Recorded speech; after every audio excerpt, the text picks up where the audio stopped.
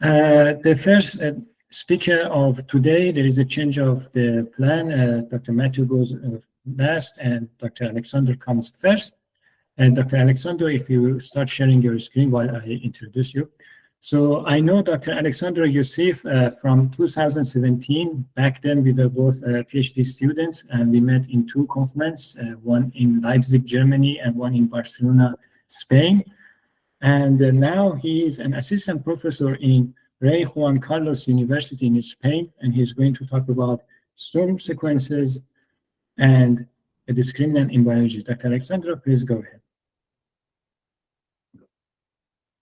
Yes, hello, can you hear me? Yes. Yes. Okay, so if I move like this, you can also see it, right? Yes. Okay, so, well, thank you a lot for giving me the opportunity to speak here. Unfortunately, yesterday I wasn't able to participate, so I'm sorry for it. The original title of my talk was Sturm sequences and the discriminant in biology, but then I thought that it was more representative, this title, Euclid, Descartes, Sturm et al. In search of the real roots of polynomials. You will see why. So I'm going to talk about history, basically, and then just a small application towards the end. Yes. So yeah, let's go back. Let's go like very long ago, and talk about book 7 of Euclid. Yes, and well, you know what Euclid. Everybody knows what Euclidean division is. Yes, I mean we know that it appears in book 7 of Euclid Elements. Yes, and maybe just some historical notes. According to van der Verden, yes, in his famous book Science Awakening, he was saying that this book should be attributed to the Pythagorean before Archytas. Yes. So who is Archytas? Well, Archytas was contemporary to Plato, but there's dispute whether Plato learned mathematics from Archytas or whether Archytas learned mathematics from Plato. So if you see these two quotes, one of them is saying that Plato spent a long time with Archytas of Tarentum, etc., and got hold of the commentaries of Philolaus, and that as the fame of Pythagoras dominated at that time and place, he devoted himself to the school of Pythagoras and to these studies. Yes, while this is Cicero, while Demosthenes is saying the contrary. Demosthenes is saying, however, he was at first despised Archytas, yes, and owned his remarkable progress to studying with Plato. So, well, this is just an anecdote, yes. But if you read the ancient, sometimes you find contradictory knowledge, so to say. Well, why am I talking about Euclid? You will see in a while, yes, because what I want to talk is about polynomials, yes. But we'll see how this division, yes, can be applied to polynomials. So let's go to book 7. So book 7 starts with a bunch of definitions, and the first proposition, I will read it, yes, just to see the glance of Euclid's elements in this book. Yes, when two unequal numbers are set out and the less is continuously subtracted in turn from the greater, if the number which is left never measures the one before it until a unit is left, then the original numbers are relatively prime. Yes, we have an example. Yes, if it's hard to understand, well, it's because of the way it's written. Yes? But it's saying something very simple. Yes, and proposition 2 is just saying to find the greatest common measure of two given numbers not relatively prime. Yes? So what is proposition 2 saying? Well, the first proposition, yes, is saying that if something happens, then two numbers are relatively primes, and the second one is saying to find the greatest common measure of two given numbers not relatively prime. So what actually proposition 2 is saying, it's giving us an algorithm, a method of calculation, a method of computation, yes, to find the greatest common measure. The greatest common measure, yes, in modern words, it's greatest common divisor of two numbers. So the proposition 2 is saying that we can use proposition 1 to compute the greatest common divisor of two numbers. Yes, so here we have an example, 24 and 14. we subtract 14 from 24, we get 12. Then we subtract from 14, I subtract 12, I get 2. And from 12, I subtract multiple times of 2, yes. In this case, I can subtract 6 times, yes. I cannot get a negative number here. And I get 0, yes. So now, since I get 0, yes, it means that this 2 measures this 12, yes. So it means that 2 is the greatest common divisor of 24 and 14, yes. So that's what proposition 2 is saying, and proposition 1 is saying is that if this doesn't happen, if we are not able to measure one by the other, yes. So here, if we don't get this 0, yes, then they are relatively prime. That's what proposition 1 is saying. Okay. Well, in 19th and 20th centuries, yes. Well, I mean, this might be older, yes, but I'm talking about nomenclature. Some formalism, some algebraic formalism is starting, yes, and well, as you know, in 20th century it's much worse, yes, the formalism in algebra, yes, and the words Euclidean rings appear, yes, and Euclidean division also appear. What does it mean? Well, it means that, for example, if we have degree 1 polynomials, yes, we can pretty use the same algorithm as you use with integers to divide and see whether they are relatively primes, yes, or what is the greatest common divisor of 2 polynomials, yes. These polynomials form a structure called ring. And in this case, it's called a Euclidean ring. Yes, it's called Euclidean ring because we can do this division. Basically. So here we have an example. Yes, for example, I have the polynomial x to the power 5 plus 2x to the power 3 plus x, and the polynomial x to the power 4 minus 1. Yes, and well, this is high school knowledge, yes, or like college algebra knowledge, maybe, yes, depending on the where you have seen this, yes. But basically, if I divide this polynomial by this polynomial, then there are some kind of rules with which I think you know, yes. I'm referring to the students, yes.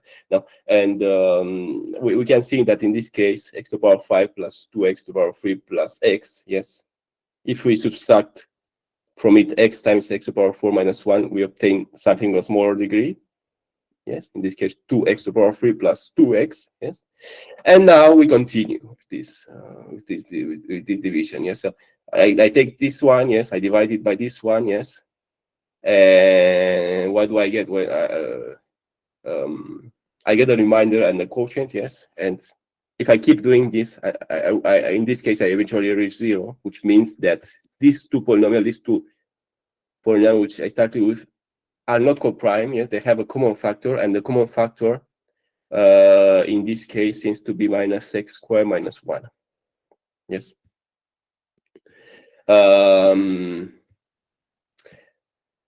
So somehow, yeah, this is a very nice quotation. Yes, I took it from Cellini. It's a book about history and philosophy of mathematics. Yes. I say here, it seems that polynomials behave if they were integers. Well, this is, you might believe it or not, yes, but this was somehow in the air in the 19th century, yes, that somehow only integers have reality, and we can express integers in terms of sets, yes, and everything is simple and beautiful. I read this called the study of increasingly abstract and complex domains did not shake the conviction mature in the 19th century that anything can be related to the simple concept of integer, while the integer in turn can be related to the even simpler concept of set. Yes, this is taken from this book, but it's something which actually happened. Yeah, you have here Kronecker, yes. You might know the quote that only integers exist. Yes, and well, now let's go now. Let's go from Euclid to 18th century. Sorry, to 19th century. And here we have a mathematician called Sturm, yes, which in 1829 in a very beautiful paper. Yes, if you can read French, I have here like an extract from the paper. If you can read French, it's a very beautiful paper. It's very beautifully written. Yes, and I recommend you to read it. It introduces a variant of the Euclidean division of polynomials. Yes, so basically we start with a polynomial, and we start dividing by its derivative. So we have a polynomial and its derivative, and we divide them.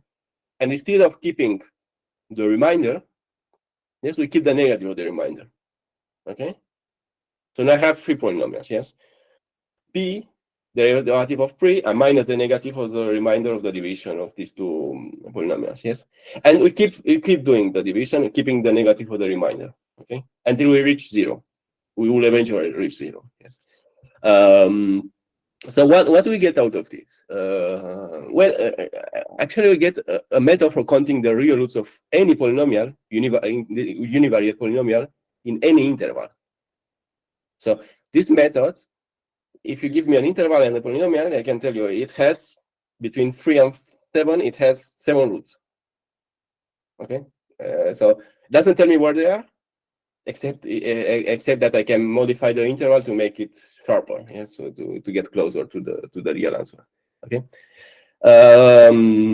But before that, let's go back a few centuries, 2 centuries before Sturm. Yes, to see where this came from. Yes. So basically, this came from something called the Descartes rule of signs. Yes. So in 1637, in his book Geometry, Descartes proposed an algorithm without proof. Yes, it's without proof in the book, but he proposed it to bound, in this case, to give a bound for the number of positive roots of a polynomial, and for the positive and the negative roots of a polynomial. Yes, a bound, not the exact number, but a bound. So. Oh, I'm sorry, there is a bit of noise here. So how is it to find this bound? So I look at the polynomial. So here we have an example. Yes, I look at the polynomial, and then I start counting how many times the coefficient change sign. In this case, none, no time. Yes, 0. Yes. So this is this NP. Okay. And this means, according to the Descartes rule of signs, that the number of positive rule of this polynomial is smaller or equal than this NP. In this case, the number of positive roots of this polynomial is smaller or equal than 0. But Descartes doesn't stop there. It also says that if we remove and if we take the difference between NP and n plus p, then we get an even number. So, for example, imagine NP is 3. So I either have 3 roots or 1 root. I cannot have 2 in that case. Okay. In this example, yes, as there is no change in the sign, I know that the number of positive roots is more or equal than 0. Hence, there's no positive root. Okay. Now, later, Boudin and Fourier, yes, they extended this algorithm to instead of applying it to only positive and negative root, to apply it to any interval, to find the bounds for any interval through this transformation. Through this transformation, yes, what do we obtain? Well, through this transformation, I have here like a picture of. We obtain. You see, imagine we start with the blue polynomial. If one of these transformations, we can obtain the green polynomial and the red polynomial. But you see, it keeps the same shape. So we can somehow like modify the intervals which we are interested in, and in order to find a bound for any interval. Yes, a bound. Yes. Okay. Good. This is Boudin-Fourier theorem. Yes, here we have a picture of Fourier. I think there's no picture of Boudin, so I just put a picture of his work. Here I have the quotation from Descartes. Yes, basically, if you can read French, I think it's nice to that you look at this. Here I have a translation for you also. Yes, it says we can determine also the number of true and false roots that any equation can have as follow. An equation can have as many roots, as many true roots. True root means positive roots, and false root means negative root, as it contains changes of sign from plus to minus or from minus to plus. And as many false roots, so negative roots, as the number of times 2 plus signs of 2 minus signs found in the succession. Yes, this the second statement, what it's saying basically is that, well, it can be interpreted as follows: if we change x by minus x, yes, then I can obtain the number of negative roots. Good. Here I have an example. Yes. Oops. Here I have an example. This polynomial, yes, we can see that it has no positive root because there is no change in the coefficients. Yes, but now if we substitute x by minus x, what we obtain is minus x plus 1, and here we have one change of sign. Yeah, we go from minus to plus. Hence, we have one negative root. Okay, then this means that, well, this polynomial has no positive root and it has one negative root. Exactly. So it has one negative root or one negative root minus 2, but it cannot have a negative number, so you have to have 1. Yes. So it has exactly one root. However, the current rule of signs sometimes fails to give the perfect answer. Yes, so it's not always giving the best answer. So in this case, for example, let's see what happens to this polynomial. Here we can obviously see that we have no positive root because there's no change in the signs. Okay, but now if I take p of minus x, I get minus x cubed plus x squared minus x plus 1. And now if I change the number of sign changes, I have 1, 2, 3. I change from minus to plus, from plus to minus, and then to plus again. So there are 3 changes, which means that this polynomial can have 3 negative roots or 1 negative root. Remember that it gives a bound, yes, and we can diminish the number by 2. Yes, so we can have 3 or 1.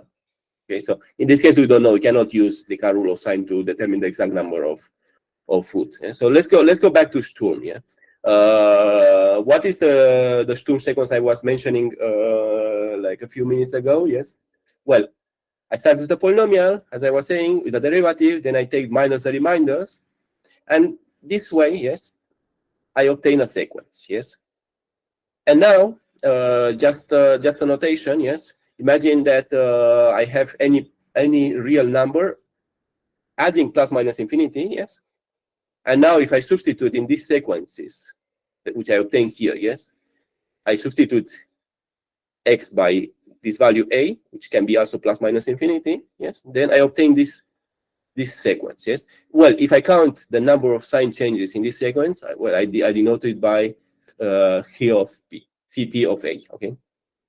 Okay, so it's very important that I count this number, yes. Why is it important? Because, well, we have Sturm's theorem, which is saying that now if I take an interval ab, and I compute this number of sign changes at A and this number of sign changes at B, and I take the difference between them, the absolute value of the difference, yes, then this is the number of distinct real roots of P of X inside the interval AB. So this gives me the exact number of roots. So, and now if you have, like, I find 3 roots, then you can modify the interval, you know, to bound any root. Yes, so it gives a method, at least. Yes, here we have an extract from the beginning of the paper of Sturm. Here I have an example. Yes, I have this polynomial which I wasn't able before I wasn't able to find the exact number of roots.